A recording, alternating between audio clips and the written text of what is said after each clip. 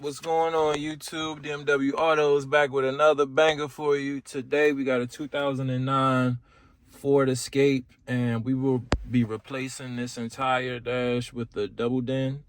So let's get straight into it. The first step that we need to do is unclip and remove the AC vent panel above the radio area. So you need to get this out of here first. So let's start with that. So what you want to do is just pry at the side and just pry slowly, and that'll start popping it up.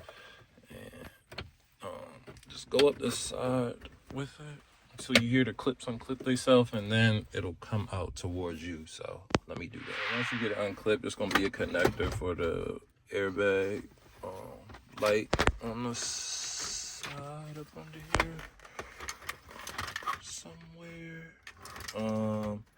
We probably won't even need to take this off, actually.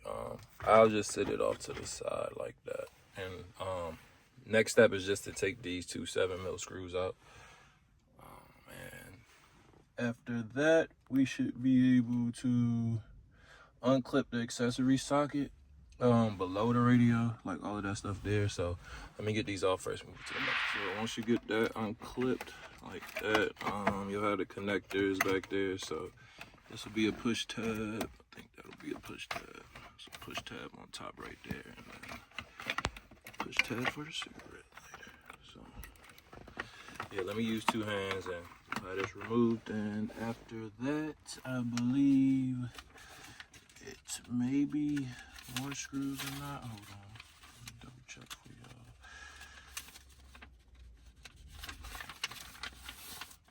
y'all. Oh no, that might be it. All right, so yeah, let me get this unclipped and we'll move to the next step is to remove these two 7mm screws at the bottom. So I'll get those out. We should be able to take this off. The two 7mm removed below. As you can see, I already started tugging at it, but it'll come straight out. And so you'll probably have to slide the gear shift down too, but we're gonna need to take the AC controls out and put them into the new double din kit. So I'll show you guys what it looks like. One more thing, there's a connector on the side right here that you gotta take out, and it's a ground strap right there that got an 8mm bolt that we gotta take off as well to get this completely off. So let me do those two, and then we can finally take this screen. Well, this radio. It's a pretty decent amount of connectors back here. And I'll just show you how they come off.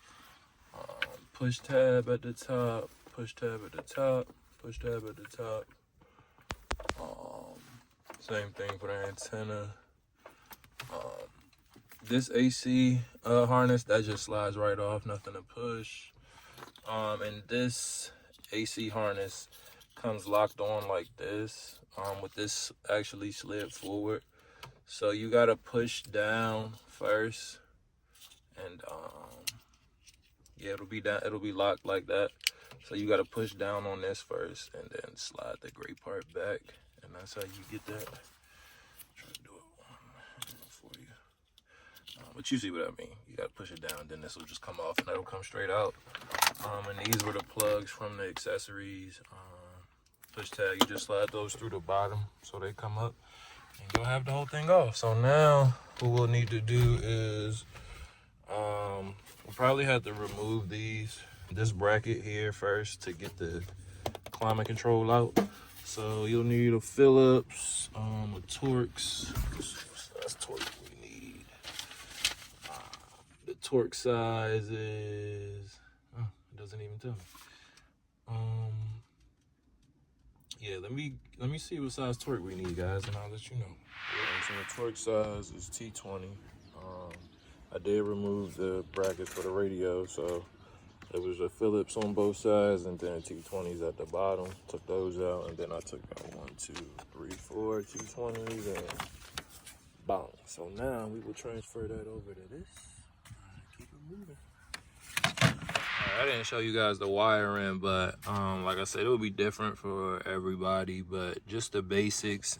Yellow to yellow, red to red, black to black, blue to blue. So you're really just color matching, orange to orange.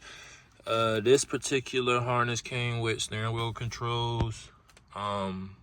that you can program straight from the box. All right, so for radios with the 2 steering wheel key wires, key 1 and key 2, we'll only use key 1 in this. So 19 from the car side harness will get grounded to metal. I just used this bolt right here since that was more convenient than drilling a hole. And then pin 18 of this harness on the car side will get connected to key 1, and that's how you can get the steering wheel buttons working without needing an ASWC1 or a pack harness for the steering wheel control. Now we'll be wiring up the backup camera, and for the backup camera, we're going to use power from this box, which is amazing. On here, it's going to be the green and purple wire. So what we're going to do is connect the green and purple wire from the car side to the reverse end wire here, so the radio knows it's in reverse. And then we're going to connect the red trigger wire from the camera video feed to those 2 wires as well. So that's how we'll be doing the backup camera wire, and I will feed that through down here through the back and just run it all the way to the back. So I'll show y'all that for the camera. As you can see, we connected the red trigger wire, since we got power from the front, to the red power cable of the camera, and then we ran this cable. We just drilled a hole behind the license plate and ran the wire through like that. So that's basically how we powered it up without using the reverse light. Like I said, that I'll put the link to the harness in the description, but whenever you have a harness that has the VSS outputs, which is for speed sense, reverse signal input, and one other thing, you can use the reverse signal input wire to power the camera. So just a little tip on you for that. So we're gonna put this back. Oh, I'll show you how I ran it too. So we ran wire through there, through the ceiling, came out through this grommet right there, through the back, all the way through this plastic, down the kick panel, down the side, down this side, and then wrapped it around there. I'm gonna tuck this up under, and came out through the front. And like I said, that VSS, so we got our reverse wire, the red trigger wire coming from the RCA cable, and then this green and purple wire is our reverse signal wire, as you can see that right there. So yep, the name of this kit is the FD1 SWC. You can actually grab this kit from Walmart. Yeah, so let me put everything back together now. Finishing product.